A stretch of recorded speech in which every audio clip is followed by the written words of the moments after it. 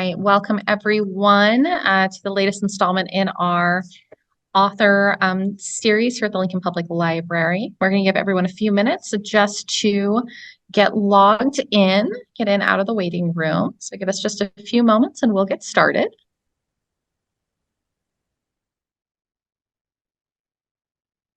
Fantastic.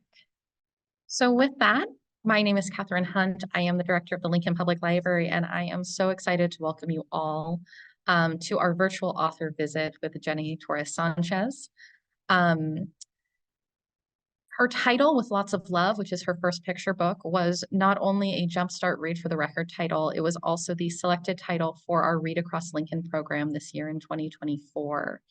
Read Across Lincoln is a program that we provide with funding from the Friends of the Lincoln Public Library to give a copy of a nationally recognized picture book to every first grader within Lincoln.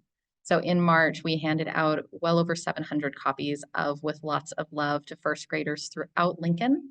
They also received a special classroom visit from our staff and the Friends of the Lincoln Public Library. They received some fun activities, a craft, and some literacy information when they received the book as well. And so that's a fantastic program that helps build home libraries, help make sure that every child in our community has the resources they need to learn to read and continue on successfully in life. And we're very appreciative for the support of the Friends of the Lincoln Public Library for that program. And with that, we are incredibly excited to have Jenny Torres Sanchez with us, the author of With Lots of Love. She is a full-time writer and a former English teacher, and is the author not only of With Lots of Love, which is her first picture book, but also a number of YA titles, many of which have won quite a few awards and best of lists, and describes herself as having lived on the border of two worlds her whole life. And we are so excited to have you with us today, Jenny. Thank you for joining us. Thank you so much, Catherine, for that introduction and for having me and for, shedding light on Read Across Lincoln. It is just amazing to hear what you all have been doing. Well, thank you. It's a fun program that we love. And my understanding is that you have the book virtually with you and that you're going to give us a reading of With Lots of Love for anyone who didn't get one of those fantastic classroom visits. I am. And so I'd love to share my screen right now with you all and go ahead and start that story. And hopefully it will come up real quickly. And are you seeing that now? Yep, we're One. titles. Okay. So this is With Lots of Love, and this book is really close to my heart. It's really special to me. It's a book about a girl and her abuela, her grandmother. And a lot of the reason that I wrote this book, it has a lot to do with my mom and her relationship with her grandchildren, and also my relationship with my abuelo, my grandfather. So I just want to share this story with you all now, and this is With Lots of Love. Rocio had a new home, but she really missed her other home, the little house where she used to live with Abuela, Tia Rosa, and her cousins. She missed Abuela's small grocery store where her grandmother sold fresh fruits and vegetables, pan dulce, and ice pops made of watermelon, mango, and coconut cream. Rocio used to visit Abuela's store every day. Abuela always called out, "Hola, mi amor." Her voice sounded like a faraway flute. Sometimes Rocio closed her eyes and pretended she was back at Abuela's store. The smell of spicy peppers and burnt sugar danced in her nose, and Abuela's gentle voice played in her ears. She could hear, too, the soft rustling of piñatas that hung from the ceiling. Rocio missed those piñatas that Abuela made herself, how they swayed and whispered every time she walked into the store. And she missed the sweet treats made from marmalade, sweet milk, and fruit that spilled from them at celebrations. If only she had asked Abuela to make her a piñata to decorate her new room in the United States. Rocio missed many other things too. The buñuelos drizzled with honey that Abuela made for everyone, and the extra sweet coffee that Abuela made just for her. She missed Abuela's warm tortillas and the way they smelled sweet and fresh, like the damp earth after a soft rain. She missed the pretty song of her language. She missed gazing at the blue-black night sprinkled with stars with Abuela at bedtime. Most of all, she missed Abuela. Rocio looked up at the nighttime sky from the window of her new house. It was full of stars, too. Rocio searched for the brightest star and made a wish.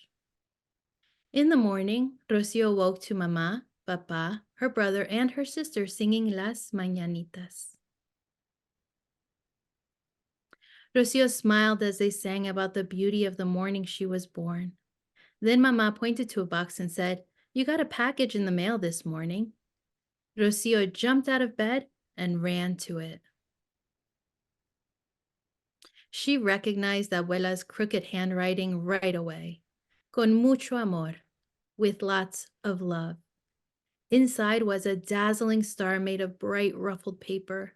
Shiny streamers hung from its pointed tips.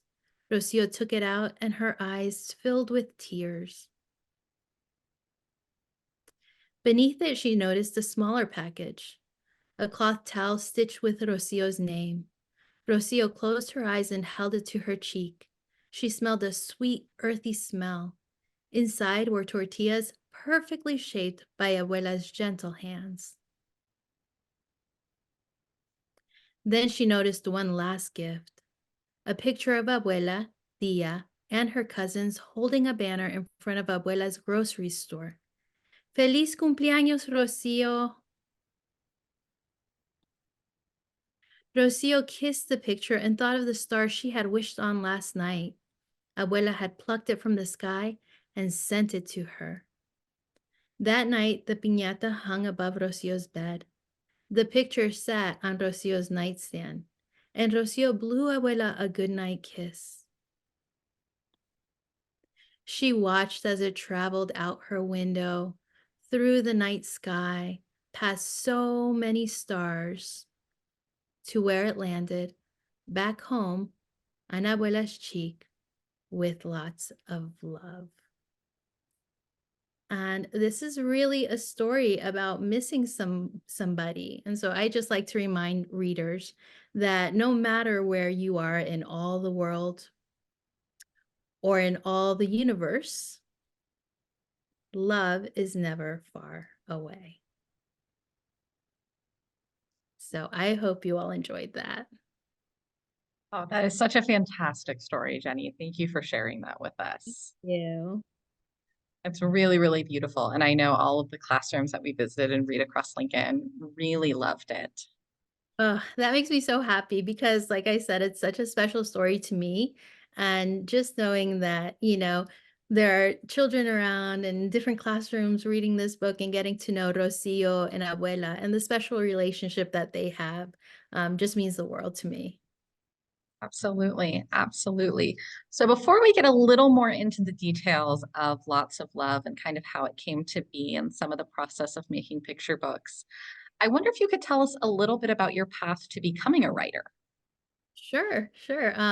So I really always enjoyed books, particularly with picture books. Um, when I was little, there was a library that was right down the street from my house, and that I would visit often. And I remember even before being able to read, I would just pull those books off the shelf and I would open them and I would stare at the pictures and just kind of because I couldn't read yet, I would really start making up my own stories and wondering what these pictures were telling me and, just kind of falling into the book, into that world. So the library for me was really special. It really fostered my love of books. I just love being surrounded by books. And then my teachers in elementary school, I had a fourth grade teacher named Miss Macaluso who read to us every single day. And the last 15 minutes of class, she reserved as just read aloud time. So we didn't have to have our own book. She would read a book to us, and we didn't have to have a test on it or anything like that. We could just enjoy it and just fall in love with this story and not worry about, vocabulary or anything like that. So these these experiences, the library, the classroom, being surrounded by books, having an adult take the time to read aloud to us, really kind of fostered my love of stories. And so writing just kind of naturally, I think, came along. That same teacher in fourth grade made us write a short story about being 3 inches tall. This prompt she gave us, to make up a story. What if you were 3 inches tall? And I remember just loving that assignment. And I came up with this story, this adventure that happens to me in the school and almost getting run over by like the trash can in the hallway. And it was just great fun. And so, ever since then, I've been writing either stories or poetry, when I was younger. And then as I got older, it became, I'd like to write a novel, and I'd like to just kind of make this my career. Fantastic, fantastic. I love your comment about picture books and making up the stories for the pictures before you had the skills to read the story that had been put there. I think that's such a common and such a fantastic exercise in creativity. And Yeah, it was great fun because I love art. I adore going to art museums, and picture books for me was really the first time that I kind of saw art up close like that. And Mhm. so, it was just kind of like, wow, these pictures are beautiful. This art is beautiful. And I just naturally kind of wanted to know what was going on and started making up those stories. Absolutely. And I think it's really great because, sometimes I think it highlights one of the reasons why having books around even before kids are able to read or read independently, how much value there is from engaging in them and how much it can kind of build that creativity because we do love stories at every age, and we look for them. And yeah, the art in so many picture books is just absolutely phenomenal, and we get to have it so close to us. Yeah, absolutely. Um, so now with all that, you did spend some time teaching, correctly? Correct. Mhm. Um, did that influence your writing? Did that influence your path to move into writing, or is writing something you always kind of had that you were doing on the side as well as your teaching?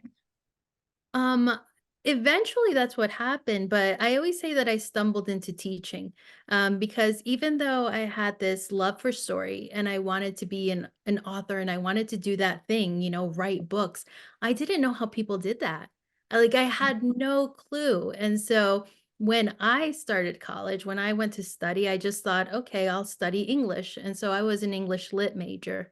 And I just kind of loved stories, so that's what I studied. And then when I got my degree, I was like, "Well, what do I do with this? I'm not sure what I do with an English lit degree?" My sister was an educator, and she said, I think you'd really enjoy teaching, like middle school or high school." And she heard about a position opening up, and she, encouraged me to apply for it. And so I did, and I really had no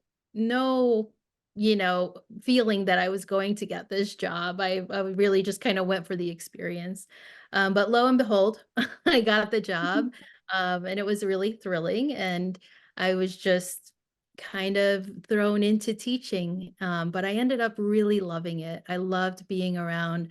My first year, I taught middle school, and then after that, I taught high school. But I really loved the perspective of young people, and I loved the way that they viewed the world. And I loved how they were willing to talk about the world and ask questions. Because, when we read books, whether they be picture books or middle grade novels or, novels that we read in high school, all those books are really talking about life and about our world and about what it's like to live in this world and all of these experiences. So being able to talk with young people about those things was really, it was an honor, and it was wonderful. And so when I did, uh, start to pursue writing seriously. Um, I naturally started writing for young people because, I missed being in the classroom. At that point, I had stopped teaching because my son needed a little bit more special attention at home. He had some, speech and language delays, some developmental delays, and so I kind of stopped teaching to just dedicate a little bit more time to him. But I missed the classroom, and I missed having those conversations with my students. And so I started writing for them. I started writing for young people and kind of continuing those discussions and those conversations through stories. So definitely being a teacher, being around young people, getting to, have discussions with them and conversations with them definitely influenced my writing and the types of books that I write and why I'm geared more towards young people.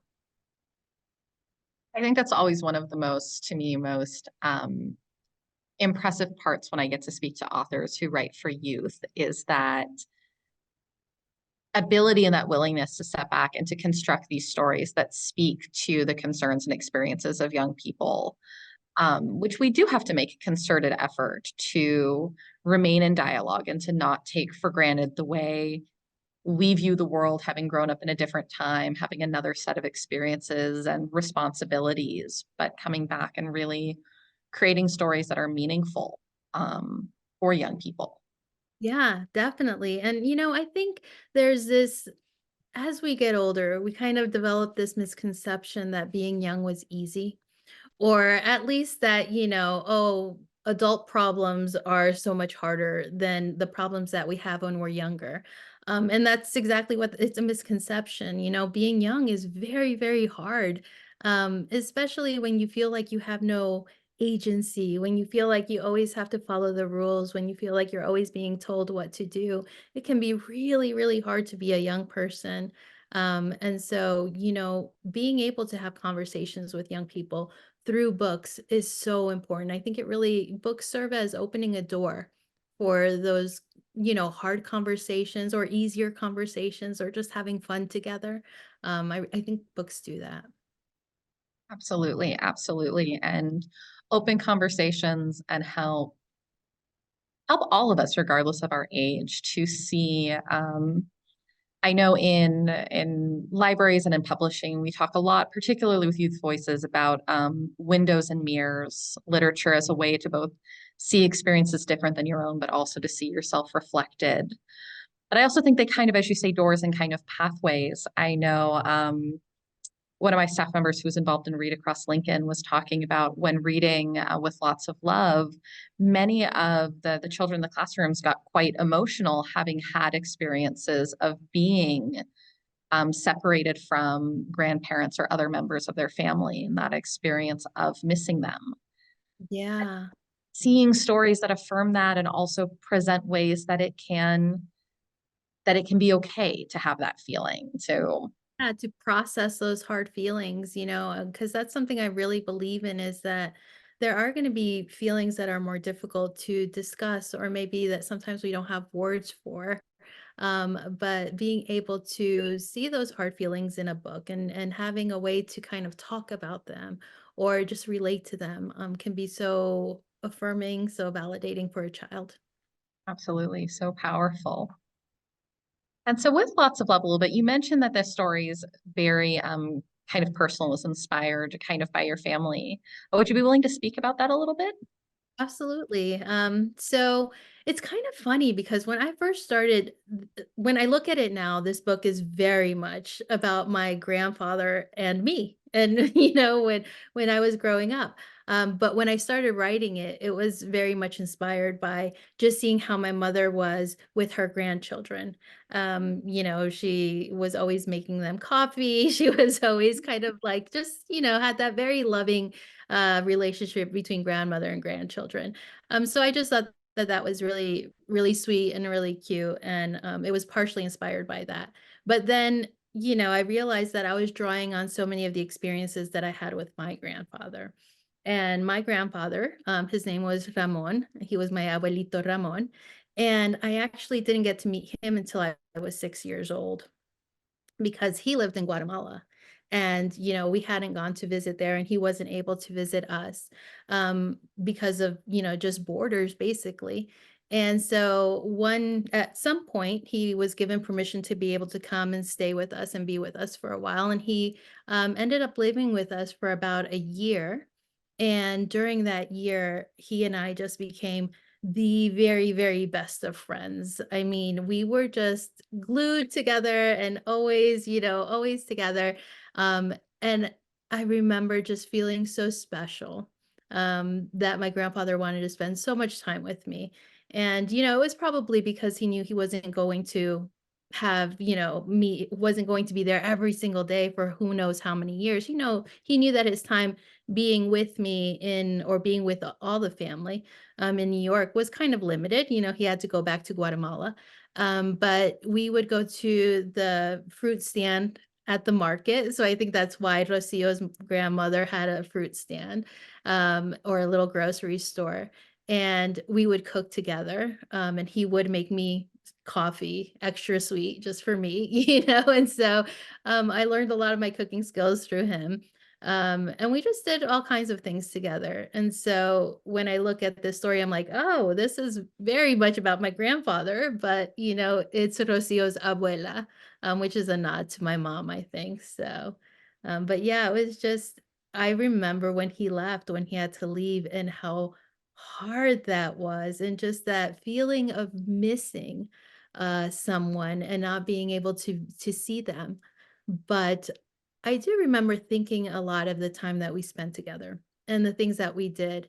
And that really did make him feel still very close.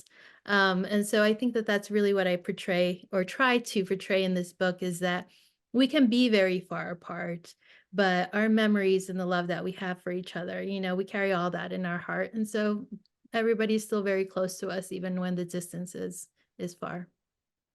Absolutely. Absolutely. Um, but that's very interesting to me because it sounds almost like you drafted a lot of this story as its own story before kind of realizing all the parallels that it had or how much you were drawing from your own experience. Is that right? Yeah. Yeah, like, I started it just inspired by thinking what a special relationship my mom had with my children, particularly my youngest, Francesca. They were very, very, very close. But yes, as I'm looking at the experiences, or as I'm, coming up with the experiences that Rocio and Abuela have, it's a lot of the same stuff that my abuelo and I used to do. He didn't make piñatas, but he would try to make these kites for me because I was always wanting to fly a kite. And he'd make them out of paper. They never flew very well, but it was, just spending time together and making those kites. And a lot of the experiences that Abuela and Rocio have are very, very, very much like the ones I had with him. It's almost better when the kites don't work because then Yeah. next weekend you get to go out and try again. We tried so much, so many times. So now I was wondering if you could tell us a little bit about the process of making this as a picture book, because obviously your story and your words are part of it, but then you have this fantastic, wonderful art that brings it to life and how kind of those pieces came together for you. Oh, that is such an interesting part of the picture book world, because there are books that are both written and illustrated by one single person, and they're the author and illustrator. But most picture books have an author and then an illustrator, and so you have two separate people working on the same project. And I always thought that there was so much more talk and collaboration between the author and the illustrator, but that's not at all what happens. Basically, you as the author, you write this story and you send it to your agent, and your editor, and then they kind of, choose who the illustrator will be. To some degree, you have some input. For example, I was given a couple of different portfolios and asked, my opinion on which one I thought would match the story best, kind of thing. And then the illustrator just takes off with your words and creates these beautiful pictures just from your words. So There's no like, "Oh, I think here, this would be perfect for you to draw this or draw that." It's very much like a whole separate thing. And I thought that that was really exciting because, an illustrator can come up with so much better than I can, they know that world. They are creative individuals who, have their art. Um, and so when I got to see the illustrations for With Lots of Love, I was just completely blown away because it seemed so perfect. Like, it felt like Andres Yolin, who is the illustrator, it felt like he somehow tapped into my head and was able to see these characters that even I couldn't see myself. But I think the pictures are gorgeous, and I think he did such a wonderful job of really bringing this story to life, and I was so excited when I got to see them. That's when you were saying that you don't have a lot of input, in my head, I was thinking that feels either so exciting to get to see another creative Mhm. person really do their craft, or terrifying, depending on how Yeah. how um how open you are to letting go of that interpretation, because it is your words and your story that the starting point for that. Yeah, and I guess it was a little bit of both, but I really did feel like an illustrator would do a good job with this story, and I was really pleased that that's the way that it worked out. But it is a bit of a letting go and just letting somebody else, create um, their own art that goes along with this story. But that's why I think there's something really magical about picture books that they kind of work out and are created in this way. It seems a little magical to me. You get another person who gets to fall in love with that story in the creation. Yeah, I yeah, have to say, I do have to show from Andre's work this. Let's see if this works with the webcam. But I yeah, love this page because I yeah. thought it was such beautiful visual representation of language being a comforting and surrounding thing, and particularly when you don't hear the language that is your home language around you all the time, Mhm. surrounded by it. I don't Feel know if you can see behind me, but I have that one oh, framed it is that one. because it's my favorite picture in the whole book. It's my very favorite for the same reasons that you said.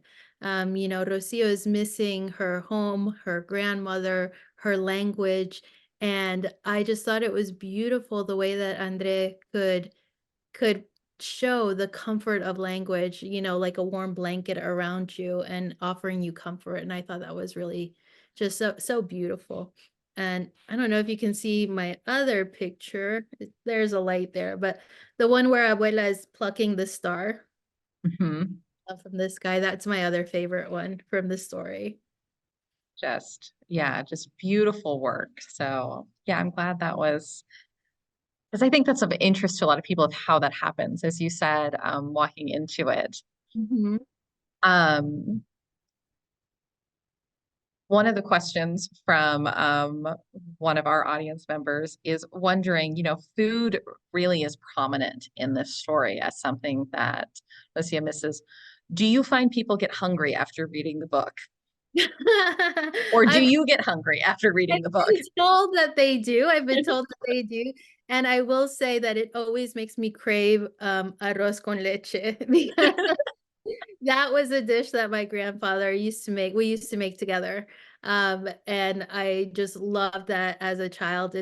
I guess it would taste a little bit like rice pudding, basically, but maybe a little milkier, a little thinner, and that's something that he would always make for me, and that I still make kind of in remembrance of him, and it's something that makes me think of him. So, I've been told that yes, kids are getting hungry and they're asking for some of these food treats. Absolutely. I know we had students asking or for tortillas afterwards, I hoping love that that. those would be included in their little take-home bags. I love that because, food can be such a love language. It's, something that's shared. It's something that's prepared, a lot of times with love, by somebody who wants to nurture and nourish us. And so I do like that in this book, Abuela does that for Rocio, because I think so many grandparents do that as well. And I think that when a lot of people think of home, and when they think of comfort, they draw back to the things that as a child, they ate or mom made for them or grandpa or grandma or whomever. But it's such a big part of being a kid and feeling cared for. Absolutely. And the love and also just the idea of home. I mean, I remember the first time I went to a friend's house for a meal and was served something that we did not eat in my house. Mhm. And realizing that there is such a world of food that means so much to people and it doesn't always look like what's on our tables. And so Right. having Yeah. that food that's home Yeah. speaks that a lot. What is the secret to Abuela's tortillas? What should Oh. we be looking for? Um, it's actually in the preparation of the masa, which is kind of hard. It's something that you get just right by touch. Um, Mm, Masa is, I guess, not it's like flour, but it's made of corn, and you mix it with water and you create this dough, and that's what you make tortillas out of. And if you have that masa just right, then the tortillas come out just soft enough, they don't crack, they taste wonderful. But it really isn't that, and I don't think that I could tell you it's 1 cup to this to 1 cup to that, but there's always a little bit of just going by feel.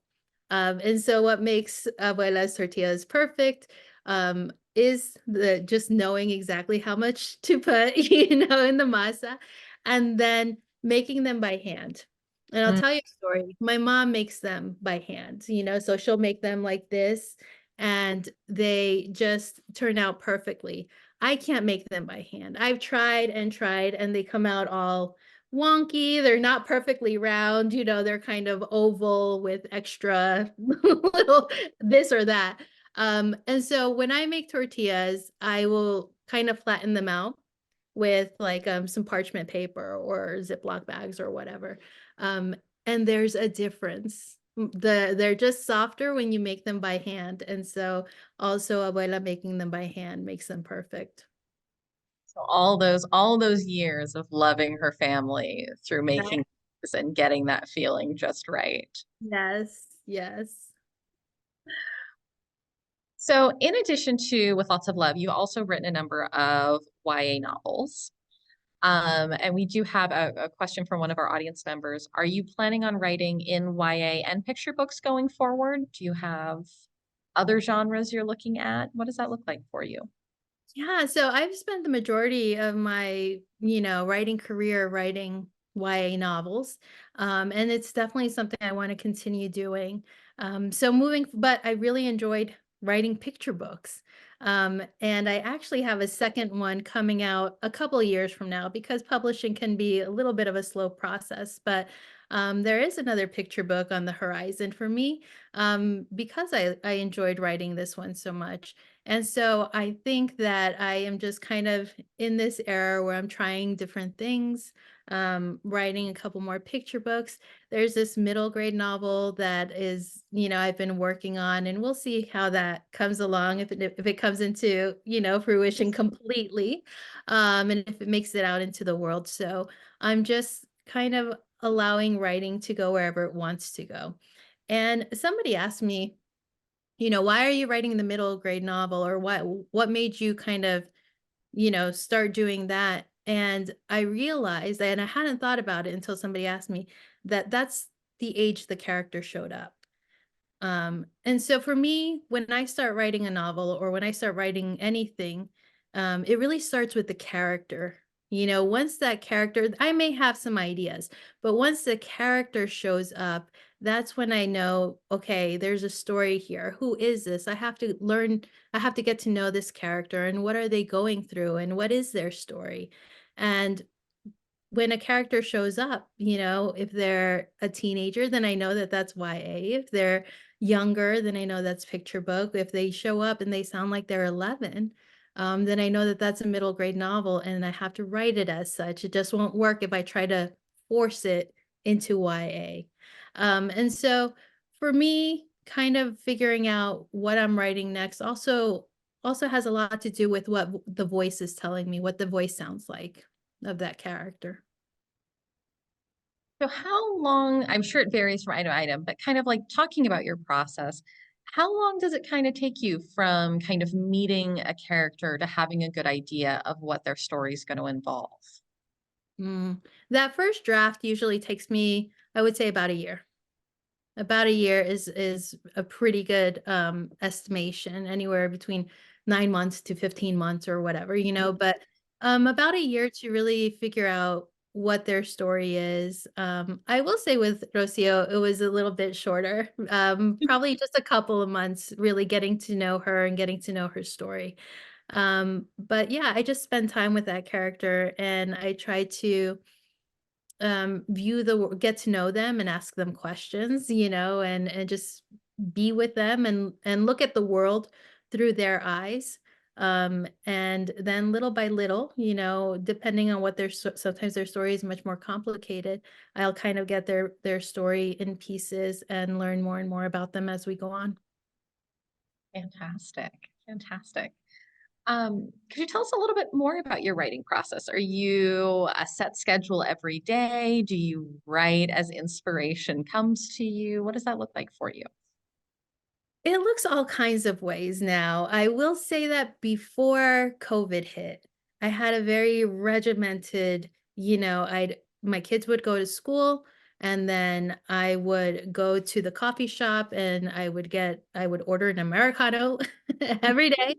And then I'd sit in the corner of that coffee shop and I would write. And so I was very much morning writer. Those first morning hours were dedicated to writing. I had to write outside of my house because if I'm in my house, I start, once I'm not sure what the character is telling me or what to write next, I start getting up and looking for different distractions. So I have to be somewhere where I'm kind of forced to stay and not just pack it up and go. So I would write for a couple of hours and, that would be my writing routine. But then COVID came and it kind of threw everything everything just all kinds of ways, and I didn't have a coffee shop that I could go to anymore, and I had to figure out, "Okay, what's your new writing routine?" And I'm still more or less, now that COVID is over, I'm still more or less a morning writer, that's when I work best, but I've learned to let it happen whenever it's going to happen and, just even taking like 15 minutes to jot down a paragraph of something that has come to me and then later I can spend more time on it. So a lot of that, I think a lot in the car also when I'm driving and I don't have to tell you it's very unsafe to type and drive at the same time. So obviously I don't write in the car, but I'll be thinking a lot in the car, and I'll kind of send myself a voice memo, and email it to myself, tell my phone to email it to me because that's that's what we can do now. And then I will open that up at a later time when I have more time to really sit down with it and process it and write about it. I love that about the car because there is something about driving, if you do it a fair amount, that occupies part of your brain and can sometimes let the creative side then kind of run. Yeah, yeah, I really think that, and I listen to music a lot in my car, and I find a lot of inspiration in music and just the way that music will make us feel, just like the emotions that music brings about. And so sometimes I'm thinking of a character, I'm working on a story, I'm driving, I'm listening to a song, and it makes me feel a certain way. And it makes me think, about my character and about the story. And so it will kind of inspire a scene or something in the writing as well. I love that. That's fantastic. So I wonder with that,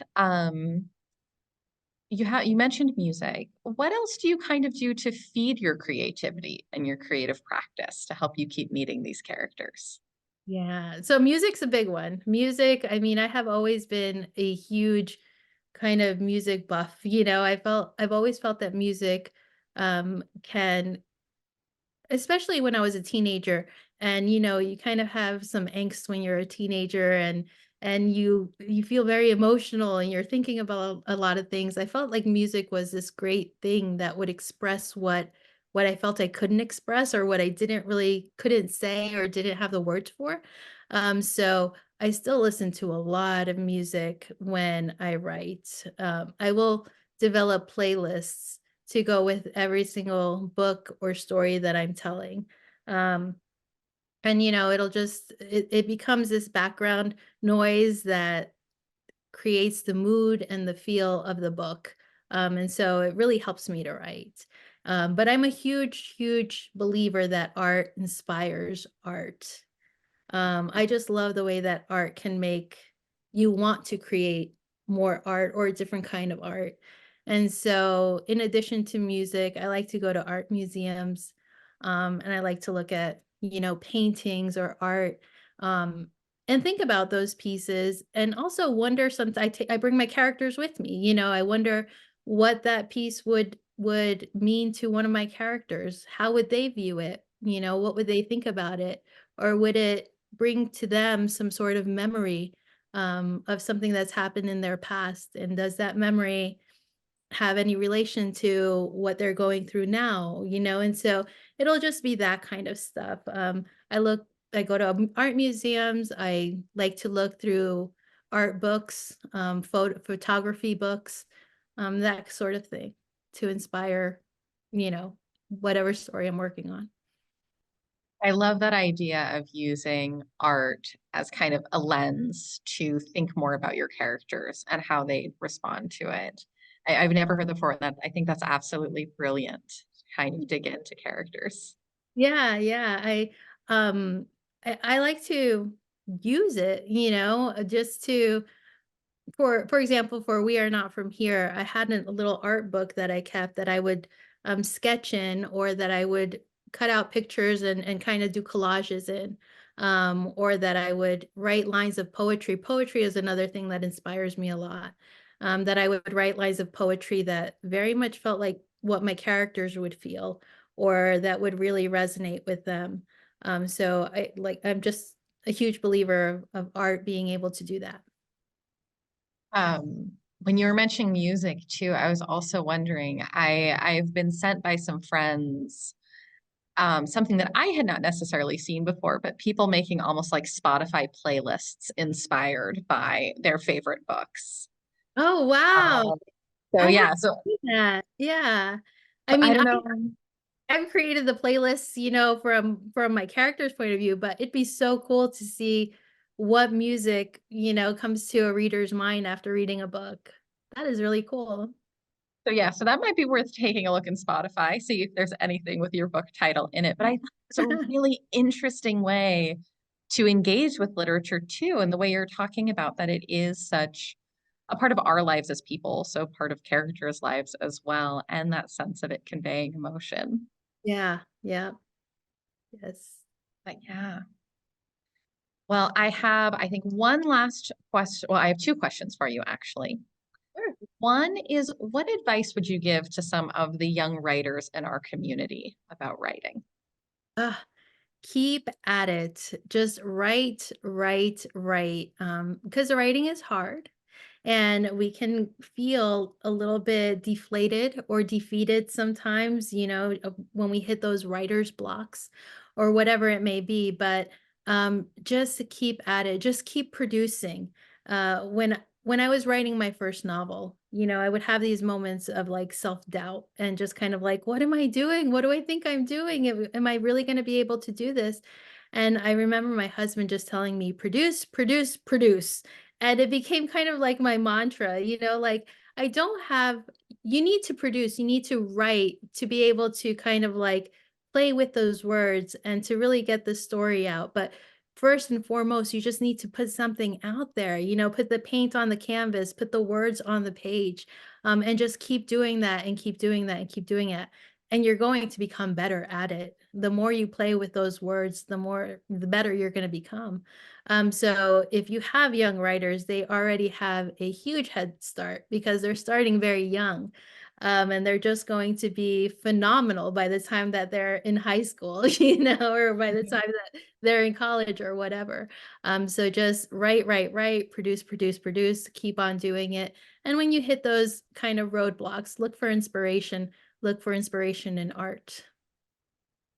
Yeah. Fantastic. Fantastic. And then my last question is one we ask pretty much all of our authors, which is there a book you'd recommend? Oh, there's so many books that I would recommend, and of course, they all kind of like fly out of my head as soon as somebody asks.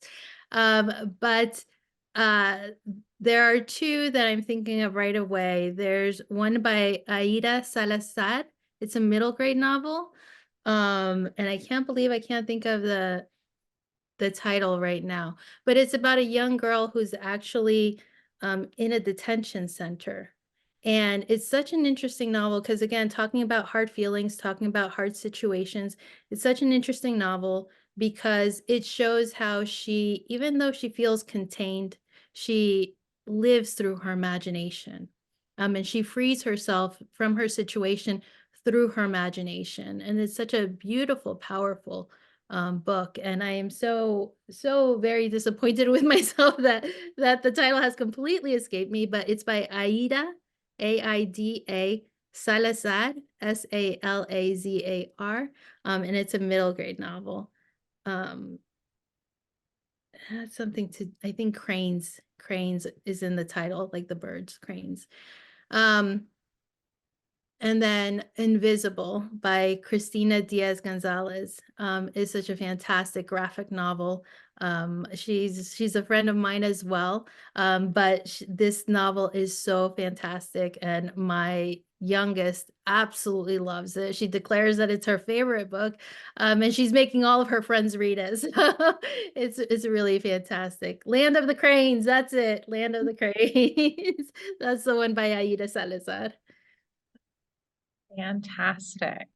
Well, thank you for those. Those sound like two fantastic recommendations. Yes, I love it. Um, yeah, and then of course we have to recommend not only with lots of love, but you've written a number of YA novels, but I think your most recent one was We Are Not From Here, which was received incredibly well, topped a number of best of lists for the year of publication. Was an honor book. So highly recommend to any of our listeners to also come into the library and borrow that one. It is a incredible story about a number of teens who are attempting to cross the border into the United States and experiencing the incredible hardship that takes place and is experienced by the millions of people who are attempting to make that journey and going through those experiences. Thank you. Well, fantastic, Jenny. Thank you so much for sharing your time with us today and for the fantastic art that you've made and shared with the world. We really, really appreciate it and are really looking forward to everything that you publish in the future. Thank you so much. And thank you for this invitation. And for everybody who's reading across Lincoln, thank you all. It's really thrilling for me and just brings a huge smile to my face. So thanks. Brilliant. Thanks, everyone, and have a wonderful rest of your night. Thank you. Bye.